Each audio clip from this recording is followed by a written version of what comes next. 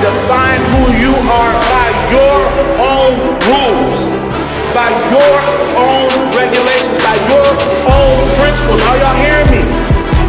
Other people don't get to decide who you are. You do. Playing a comparison contest with something that's not realistic and something that's not really real. It's fantasy. So what fantasy are you comparing yourself to every day? Who just got houses and cars and stuff and does whatever he wants to. No, a man is somebody who is committed to becoming the best version of himself at all times. Yo, what's up, fam? This is your boy Robert Marshall. Yo, listen, Will, man, what's going on, brother? How are you? Man, we in here, yo. Yo, we in here. Listen, I am excited about today. I am beyond excited today. Listen, bro, I feel like the kid in the candy store, because the brother that we're gonna be interviewing today, yo, I had the honor of being on a speaking platform with him. I don't even know if he know it, because I wasn't on his level yet. They kept me in the green room, so I couldn't be on his platform. I couldn't be on the stage. But I was sitting back there like, yo, I'm on the same platform. They didn't put us on the same flyer. They didn't put us on any of the. But I was like, yo, but I knew who this brother was. He's doing amazing things around the world. I love his story. I love his brand. I love every aspect of who he is as a father, as an entertainer. He's doing some amazing things. Listen, I don't want to prolong. Wait. Before you bring him on, tell me, like, he was in Chicago a few years ago. It was an outdoor concert. I think it was with Father Flager. I think he was hosting that, or it was with 1390, whatever he was there for. And I was there wearing my hat, and I'm walking around, and people are like, "You Willie Moore Jr.?" I'm like, "No, that's the other guy in the hat. My name is Will, but that's the guy you're looking for." Bro. And so I was like, I thought I was Willie Moore Jr. Let me act like, take a selfie. No, the question is, do you have Willie Moore Jr. money though? Do you have Willie Jr. Same God, okay. Same God, not almost there. Almost there. Same Lift God, up your though. hands. He gonna do it. Maybe there'll be an impartation. Right. All right. Well, listen, I'm not going to prolong this. Yo, I'm so excited. We got the one and only Mr. Willie Moore Jr. What's up, man? How are you? Man, I'm amazing. So glad to be hanging out with two amazing guys, bro. I'm excited to hang out with you guys. Man, I'm so excited to have you on, man. We love all of who you are, your brand, who you are as a person. But man, you've been a lot of different things. I've tracked your career. What led you to pursue a career in media, and how has your faith influenced your work as a radio host, a TV host, and a personality? You know what? The truth is, it was all just, it all kind of fell in line. First and foremost, number one, I appreciate you allowing me to be on your platform. I definitely never take it lightly. So I just want to tell you guys how much I honor and appreciate the opportunity. I think as it pertains to media, it just kind of fell in my lap. Like, I was an R&B and hip hop guy myself. I just wanted to be the next Usher myself. That's all I wanted to do. I just wanted to go out there, dance and sing. But I've always been really good with communication, being adopted, never meeting anybody in my biological family until 40 years later. Like, I learned how to communicate and I became a chameleon. So whether it was growing up in St. Louis, Missouri, in a small town called Berkeley, Missouri, where the median income was $17,000, like, I'm little, straight from the neighborhood. So I had to learn how to talk fast, because them boys are trying to take it up off of you. You know what I mean? so I had to learn how to communicate early. But as it pertains to media, I did a radio show, I want to say early 2000s. It was called Pretty Radio. And of course, that was a time when I was signed to Universal as an R&B star, Pretty Willie. And I did radio for the first time, and it was just kind of a natural fit, but I didn't do it for years and years later. And then my guy, Dwight Stone, he told me, "Can you come serve on this amazing platform called the Praise Mixdown?" I did that. And man, it all just kind of lined up and fell in my lap. After I started doing vlogging, I just didn't ever see it coming to this capacity. So like hosting and television and film, I always wanted to do it. But it's in terms of the journey, like if I were to say like I did this and then I wanted to do this and then this happened, man, it was really all God. And I know you hear a lot of people say that, but when I look at my background and my credentials, it's definitely something that I know that the hand of the Lord is on, because ultimately I don't have the credentials to do what I'm doing. So, dude, like, so first of all, your name, your name pretty. I've seen your videos. I've seen some of your stuff. So back in the day, I would see him on stage with these wife beaters on, tatted up, and I'm like, wait, and his name Pretty Ricky. I'm like, hold up. But you've always been cutting edge. You've always done your own thing, even in the faith space. How have you stayed true to that?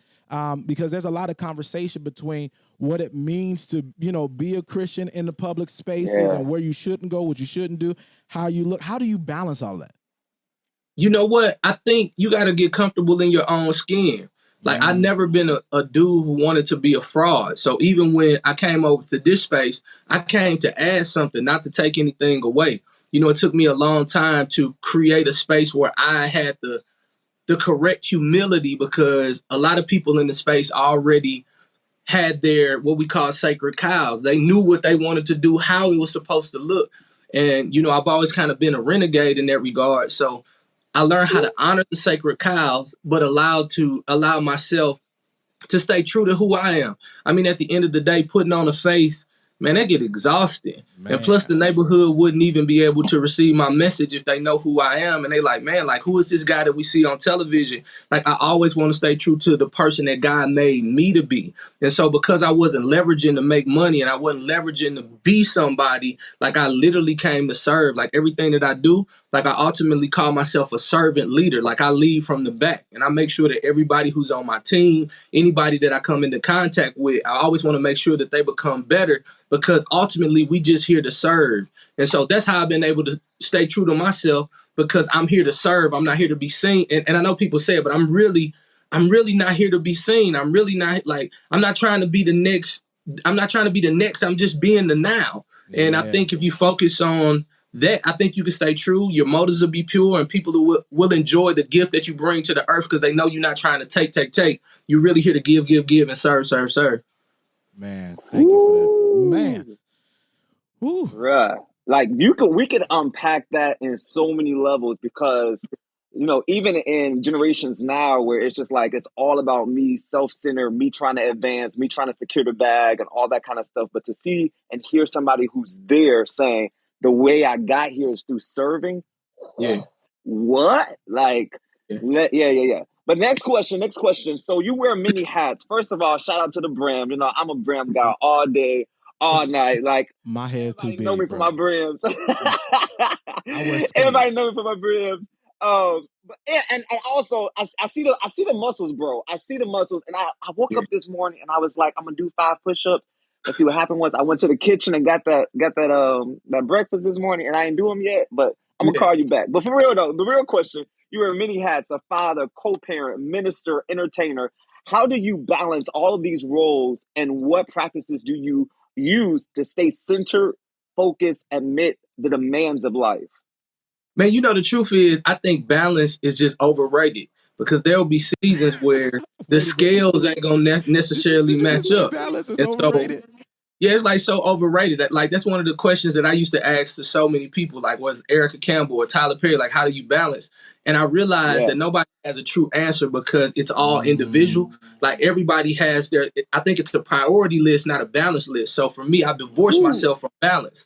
Like, I don't try to work in anybody's balance. I do work on a regimen. I wake up at the same time, work out at the same time, do my business at the same time, day in, day out. And so when you have those dark moments, you get an opportunity to live in a regimen versus like trying to be so sporadic with how you do it. Like, you can keep a train moving if you continue to let off the steam and keep moving. So what I always do is I live in a regimen. But as far as balance, I don't take on projects without essentially speaking to my kids to let them know how much it's going to take, how much time daddy going to be away.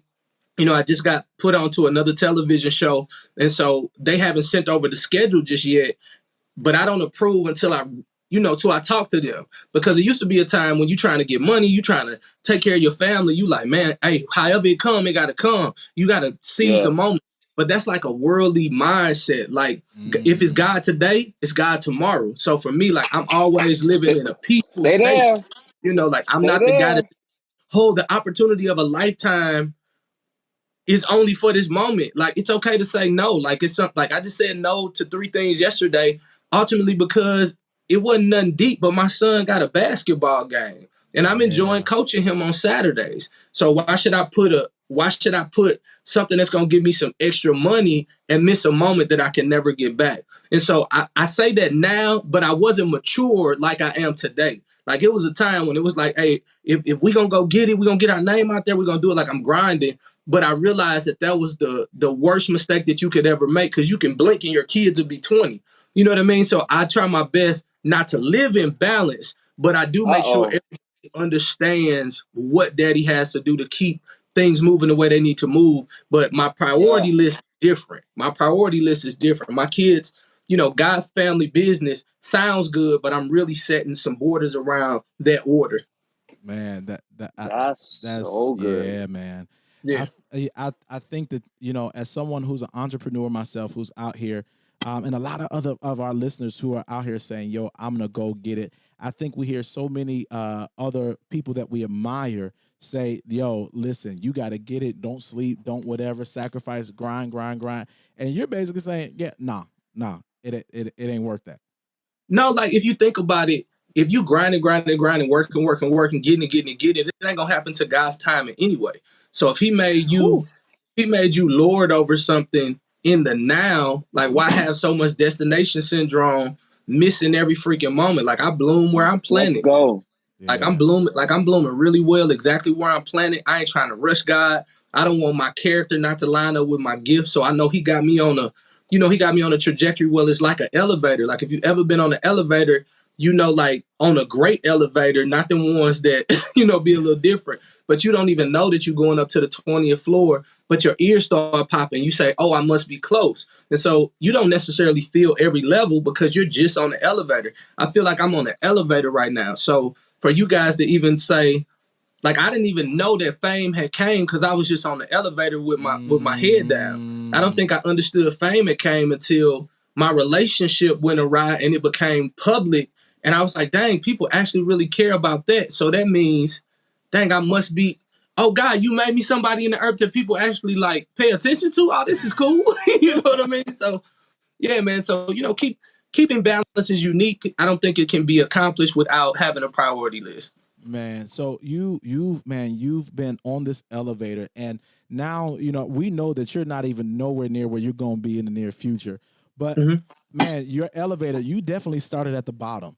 You definitely Yeah, started at the yeah. bottom. And how have you been able to find healing and forgiveness for the traumatic experiences you faced in your life? And what advice would you give to others who are struggling to overcome some of the similar challenges? I hear people talk about the traumatic instances in their life. For your audience who doesn't, you don't really know who I am. Like I'm kind of like niche black famous, if you would. So a lot of people that you talk to may not necessarily know who I am. But I was adopted when I was 3 months old to two ex sharecroppers, one from Mississippi, the other one from Louisiana. My dad is 92 years young now, and my mama is 82 years young now. And I Wow. had never Wow. met anybody in my biological family. So that was really, really tough growing up adopted, having all this love around you, but having a void on the inside that says, dang, like, who am I really? Like, never having an opportunity to see anybody who looks like me, act like me, smile like me. Like, grandpa did this. I knew nothing about my biological family. Wow. And so I lived in my imagination. Like, I literally Mm, just lived in my imagination. So however big I could dream it, I would just dream it. And my parents, who I love to life, Willie Sr. and Flora Moore, like they taught me like to live in my imagination, and they always fueled my imagination. My mama had a Park Avenue new black with the burgundy crushed seats in the back, and she'll let that be my limo because I told her I wanted to be on TV. Like they were great, great parents, and they are great, great parents. So when you look at some of the trauma that you have to overcome, you got two choices. You can let it sink you, or you can use it as your fuel to be extremely great in everything that you do. And so for me, I chose the latter. Like when I looked at my mother and Yeah. father who worked as housekeepers and janitors, I realized mm, number one, I had no problem with how they had to put food on the table, but I knew that there had to be an alternative route for Willie. I didn't want to have to do that. Plus, I didn't want them to have to do that long term unless they chose to. So yeah. I was always on an upward trajectory. Growing up in the hood, when everybody started smoking weed, selling dope, like my friends who were in school, like I ain't never really jump off the porch like that. I wasn't doing that because I wanted my family to have a return on an investment. So everything I Yeah. do now, it says Will Flow Global Media, Will Flow Records. You know, it has to do with Willie and Flora, mash up their names, and everything I do do it under the moniker of my mother and my father. And so everything has to work in excellence because it bears my mother and father's name. So I use my trauma for my fuel. So for those of you who have trauma, daddy wasn't there, you know, mama should have did this, my brothers did this, I wish somebody would have did this for me. Like, if you're going to blame them for the trauma, you got to blame them also for the person that you become today. Like, so I don't blame mother and father for choosing to promote me to adoption and use it as, oh, well, nobody cared about me. I'm like, no, they put me in a position to win. Like, this was a blessing. The Bible declares that all things work together for the good, right? For those who love God and are called to his purpose. So even the trauma stuff, if you believe in the Bible, you like, this got to have some good in it, no matter how much it hurts. So I took my message of pain, made it my passion, turned it into purpose. And Lord knows I'm so thankful for the profit that's coming with it too. Yeah. Yes, sir. You need my cash up, man of God. You need my cash. Like, Michigan ain't got cash up. Michigan ain't got cash up. Listen, first of all, I want to say thank you for all of just your perspective, your story. I don't think we, even as Black men, have elevated the stories of individuals, and how if you can just hear the testimonies of others, you can then say, I got this. I can do this. So thank you for your time. And thank you for this moment that you're spending with us. We know you have a very busy schedule. So I got to get this question in real quick. It says, so we heard that you have recently received the rights to your master backs from the old Pretty Willie days. What does that mean for you? And also we heard that you have some new music coming out. Now, I can sing a little bit. You need some BGVs. I'm just playing.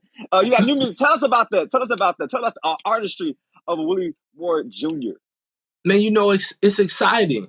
You know, I was a 20-year-old kid at the University of Mississippi, and I was writing these songs from my heart. And, you know, I didn't necessarily understand the music business, but 20 years later, being in the position to be able to say, hey, man, like, I can take care of it, like, give me my master's back, was like really liberating. I'm so glad to have that music. Now, to my Kingdom audience, I do want to say, this is grown folk music as it pertains to Pretty Willie. Like, if you married, you've been in a relationship for a while, this is a tool for you, because it's definitely seductive and loving, because, you know, I was just that guy back then. You know, I was a Kappa and we was doing Lord knows what. But to have it back in my possession, I now get an opportunity to have a lot more control. It's always been my dream to be able to have ownership, because I have small children and I want to make sure that everything that we do, we have some form of ownership in. And now to have this whole Pretty Willie project back on iTunes, I don't know when you guys will see this, but March the 4th it's available. It's called the Pretty Willie Vault. And just getting all these old songs, like over like 223 songs have been recorded. Sheesh. And now I got that catalog back and we're putting it out. And then we got a new series. It's called Love More. That thing is so crazy.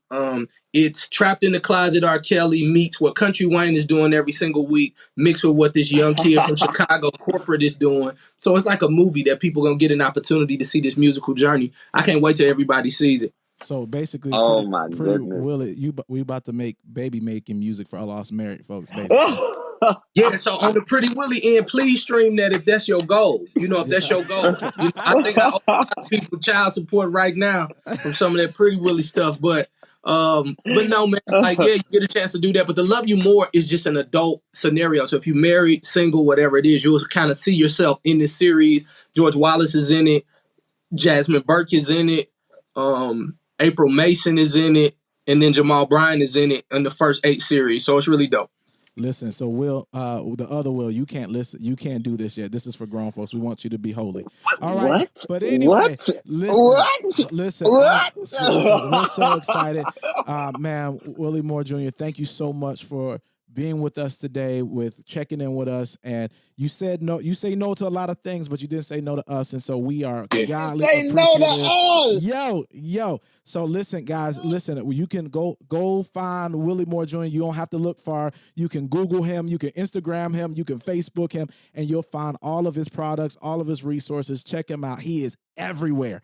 So listen, I love y'all. Peace out. Y'all have a good day. And remember, your story deserves to be seen, deserves to be heard. Peace out, y'all. Yes, sir. The I Am Man podcast is produced by men for men. We are here to support men through their individual journeys to authentic and holistic manhood. We believe men play an essential role in securing the future of generations and deserve to be seen and heard. Our podcast is a safe space where men from all walks of life can come and process through life's challenges to become the best versions of themselves.